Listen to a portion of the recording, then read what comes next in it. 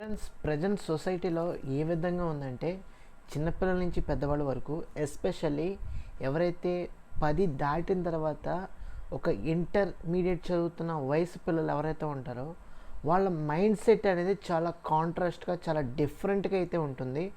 Especially విజయవాడలో ఒక ఏరియాలో ఒక కాలేజ్లో చిన్న క్లాస్ రూమ్ ఫైటింగ్ అయితే జరిగింది.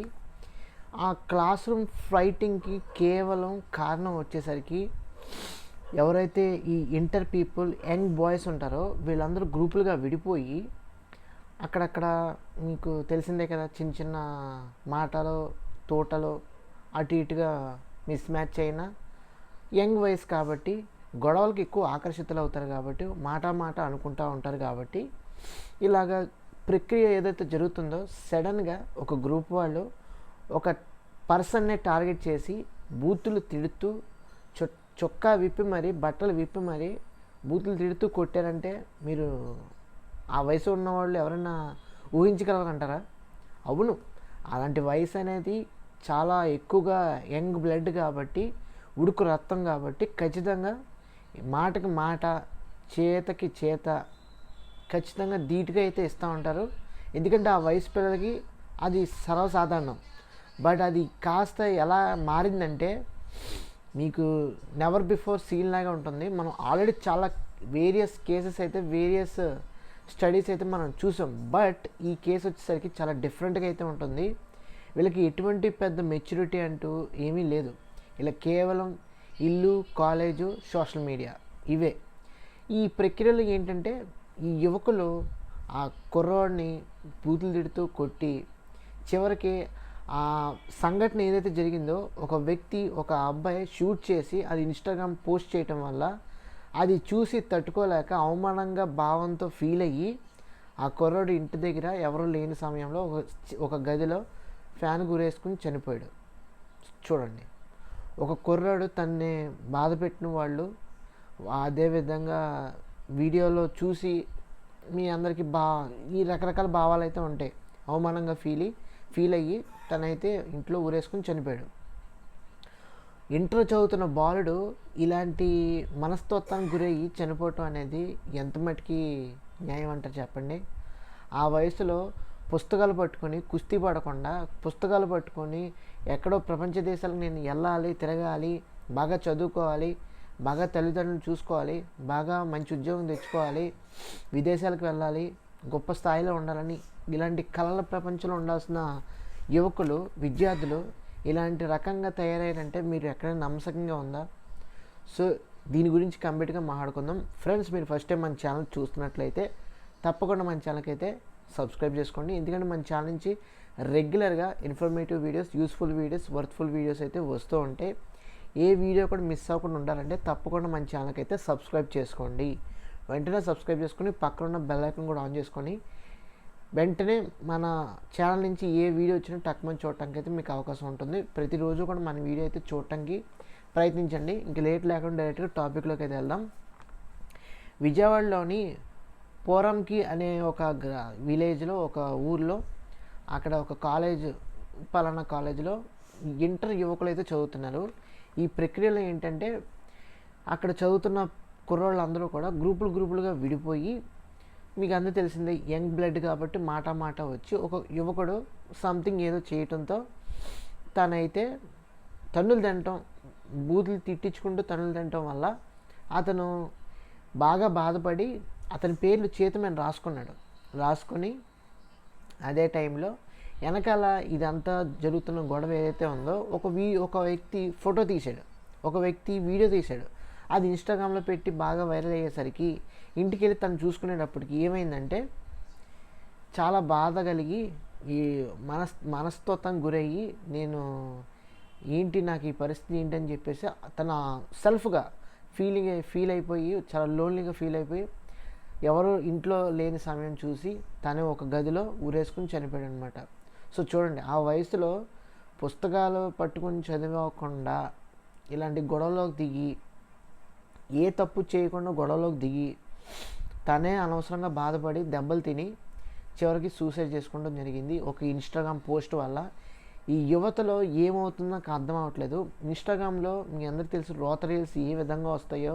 ఇన్స్టాగ్రామ్లో ప్రతి కుర్రోడు కూడా ఏదో హీరో లెవెల్లో ఎలివేషన్స్ ఇచ్చుకుంటూ, హీరో లెవెల్లో డైలాగ్స్ ఇచ్చుకుంటూ ఇలాగా రీల్స్ చేసుకుంటాం, కానీ గొడవలు బాగా ఇంట్రెస్ట్ చూపించడం కానీ, దాన్ని పట్టుకొని వీడియో చేసి ఇన్స్టాగ్రామ్లో పెట్టుకుని వైరల్ అయిపోవటం కానీ, రెండోది కాలేజీలో వాళ్ళ ప్రతాపం ఏంటో, వాళ్ళ గ్రూప్ ప్రతాపం ఏంటో చూపించుకుంటాం కానీ, ఇవన్నీ కూడా చేయటంతో సడన్గా ఆ కుర్రాడైతే మనస్తత్వం గురయ్యి దెబ్బలు తినటం కానీ, బూతులు పడటం కానీ ఇవన్నీ కూడా జరిగి సడన్గా ఆ అబ్బాయి అయితే ఇంటికి వెళ్ళి చనిపోవడం అనేది జరిగింది. సో ఈ ప్రక్రియలోనే చాలా మట్టికి మనకి youth especially students mind set అనేది ఏ విధంగా మారుతుందంటే, ఎవరికి స్టేబుల్ మైండ్ సెట్ అయితే లేదు. ఎడ్యుకేషన్ అంటే, టీచర్స్ అంటే, పేరెంట్స్ అంటే ఏమాత్రం కూడా వాళ్ళకి ఇంచుమించు అంటే అసలు ఏమాత్రం ఇంచంత గౌరవం కానీ, ఇంచంత ఆలోచన కానీ లేదు. ఫ్యూచర్ అంటే అస్సలు లేదు వాళ్ళకి. ఏమాత్రం కూడా ఫ్యూచర్ అంటే అస్సలు ఆలోచన అంటే లేదు.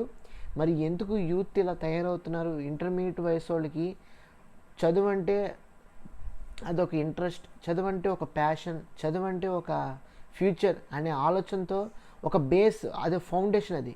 అలాంటి ఫౌండేషన్ చదువుతున్న ప్రక్రియలో ఇలాంటి గ్రూపులుగా విడిపోయి తిట్టుకుంటాం, కొట్టుకుంటాం అనేది ఎంతవరకు సమంజసం అని మీరే చెప్పాలి. ఈ ప్రక్రియలో ఏంటంటే చాలామంది చెప్తుంది ఏంటంటే, కుర్రవాళ్ళందరూ కూడా బాగా ఓవర్గా ఈ సోషల్ మీడియాకి ఎడిక్ట్ అవటం వల్ల, రెండోది సినిమాలు చూసి బాగా అంటే ఫైటింగ్ సీన్స్ ఇవన్నీ ఉంటాయి కదా, దానికి ఎడిక్ట్ అవటం వల్ల ఇలా జరిగినాయి అని చెప్పేసి కొన్ని సన్నివేశాలు అయితే చెప్తున్నారు.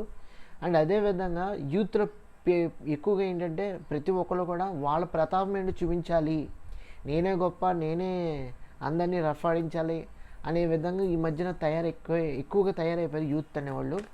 ఈ ప్రక్రియలో ఏంటంటే వాళ్ళ మైండ్ సెట్ అనేది కెరీర్ మీద, ఫ్యూచర్ మీద కాకుండా వేరే వాటి మీద డైవర్ట్ అయింది. సో ఇలాగా పనికిమాల విషయాల్లో పనికిమాల వీడియోలు తీసి సోషల్ మీడియాలో పెట్టి వేరే వాళ్ళు లైఫ్ని డిస్ట్రాయ్ చేయడంలో ఈ విధంగా వాళ్ళ ఫ్యూచర్ కానీ, వాళ్ళ గ్రోత్ కానీ, వాళ్ళ కెరీర్ కానీ చూసుకుంటున్నారు, కానీ మంచి దారిలో అనేది చూసుకోవట్లేదు. మంచిగా చదువుకొని, మంచిగా పేరు తెచ్చుకొని, మంచిగా తల్లిదండ్రులు చూసుకుంటే ఎంత బాగుంటుందో చెప్పండి. సో ఈ ప్రక్రియలో ఏంటంటే కాలేజ్ యాజమాన్యం కూడా ఏదైతే తన కుర్రోడు పేర్లు రాసుకున్నాడో ఆ పేర్లు కూడా చరిపేసి ఆ 6 కుర్రోళ్ళు కూడా వీళ్ళతో కలిసి మొత్తానికి అతన్ని అయితే పంపించేయడం అయితే జరిగింది. సో ఇదంతా కూడా పోలీసులు అండర్ ఇన్వెస్టిగేషన్లో తెలిసింది ఏంటంటే, కాలేజ్ యాజమాన్యం వాళ్ళు కూడా ఈ కాలేజ్ కుర్రోడి పేర్లు ఏవైతే రాశారో ఆ పేర్లు చరిపేశారు. రెండోది ఏంటంటే ఆ కుర్రోడికి సపోర్ట్ చేయడం ఇదంతా జరిగింది. మొత్తానికి ఏమైందంటే కేసు ఏదో మిస్లీడ్ చేద్దామని ట్రై చేసినప్పటికీ మొత్తానికి పోలీసులు ఏదైతే ఫైండ్ అవుట్ చేశారో వాట్సాప్ ఫొటోస్ కానీ, వాట్సాప్ సంబంధించిన కొన్ని రిలేటెడ్ వీడియోస్ ఏవైతే వాళ్ళకి తెలియటంతో వాళ్ళు ఇవన్నీ కూడా వెరిఫై చేసుకుని, చెక్ చేసుకొని చూస్తే ఏంటంటే కాలేజ్ యాజమాన్యం వాళ్ళు అతను రాసుకున్న పేర్లు ఏవైతే ఉన్నాయో 6 ఎవరైతే కొట్టారో వాళ్ళ పేర్లు రాసుకొని అవి చనిపోయటంతో తెలియలేదు. అయితే రెండోది వచ్చిన వాళ్ళకి సపోర్ట్ చేయడం కానీ, కాలేజ్ యాజమాన్యం కానీ, ఈ కుర్రోళ్ళు కానీ ఎటువంటి స్పందన చేయకపోవటం కానీ ఇవన్నీ కూడా పోలీసులు డౌట్ వచ్చి ఇన్వెస్టిగేషన్ చేస్తే వాళ్ళందరినీ అరెస్ట్ చేసి ఇవన్నీ తెలియజేసింది ఏంటంటే వాళ్ళు ఇవన్నీ కూడా అనుకునే చేశారు, టార్గెటెడ్గానే చేశారు అని తెలిసింది. సో ఇంకా ఫర్దర్ ఇన్వెస్టిగేషన్ అయితే జరుగుతుంది. సో దీని గురించి ఏంటంటే ఒక కొలిక్కి రావాల్సింది ఏంటంటే పోలీసులు కూడా చెప్పేది ఏంటంటే యువకుల్లో ఇలాంటి చర్యలు అనేది చాలా మటుకి తప్పు. ఇన్స్టాగ్రామ్లో ఇలాంటి పోస్ట్ చేసుకోవడం అనేది చాలా తప్పు.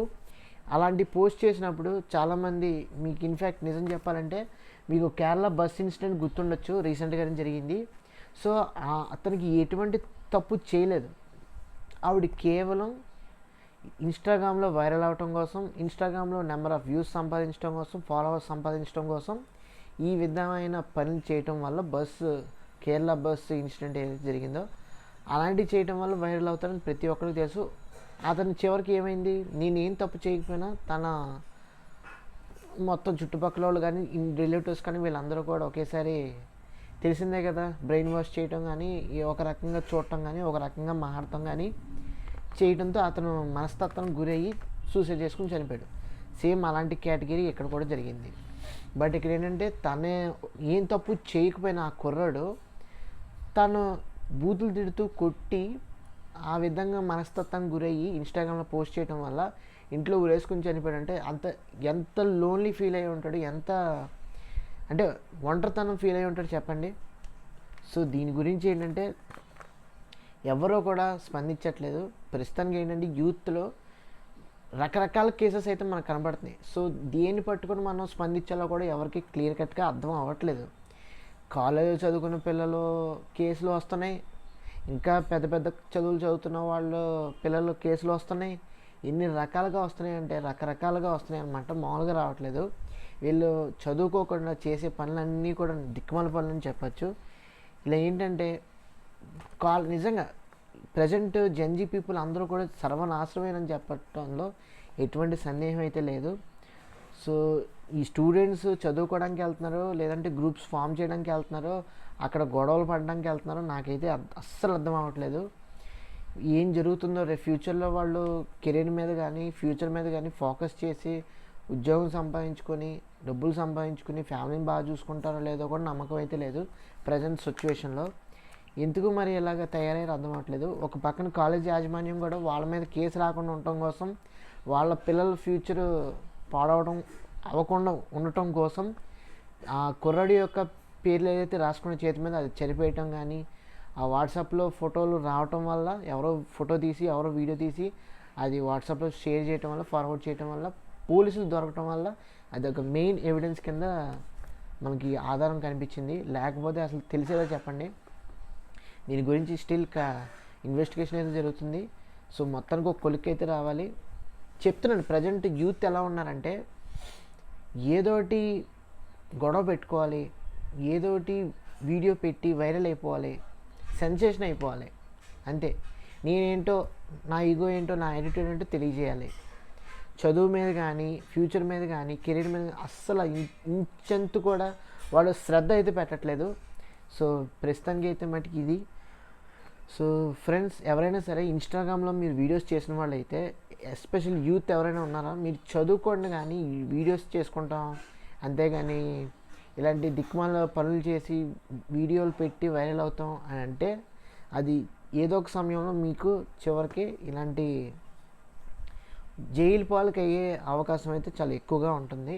అరెస్ట్ చేస్తారు పోలీసులు, జైలుకి తీసుకెళ్తారు పోలీసులు, ఒక చీకటి ప్రపంచంలో బతకాల్సి వస్తుంది, ఓసల మధ్యలో బతకాల్సి వస్తుంది జీవితం. అలాంటి పరిస్థితి తెచ్చుకోవద్దు. మంచిగా ఉండండి, మంచిగా చదువుకోండి, మంచిగా జాబ్ తెచ్చుకోండి, మంచిగా తల్లిదండ్రులు చూసుకోండి, మంచిగా పెళ్లి చేసుకొని మీరు కూడా హ్యాపీగా మీరు పెద్దవాళ్ళు ఎలా అయితే లెగసీ ఉందో అలాగే మీరు కంటిన్యూ చేస్తూ వెళ్ళండి. ఇది నా తరపున చిన్న హంబుల్ మోటివేషనల్ పాయింట్ అయితే మీకు చెప్పాలనుకున్నాను. ఈ వీడియో మీకు నచ్చినట్లయితే తప్పకుండా లైక్ చేయండి. ఇలాంటి యూత్ సంబంధించిన విషయాలు ఏవైతే ఉన్నాయో ఇవన్నీ కూడా ప్రతి ఒక్కరికి తెలియాలంటే తప్పకుండా షేర్ చేయడానికి అయితే ప్రయత్నించండి. సో ఈ వీడియో తప్పకుండా మర్చిపోకుండా సబ్స్క్రైబ్ చేసుకొని పక్కన బెల్ ఐకాన్ కూడా ఆన్ చేసుకొని పెట్టుకోండి. Thanks for watching. See you again. Bye by.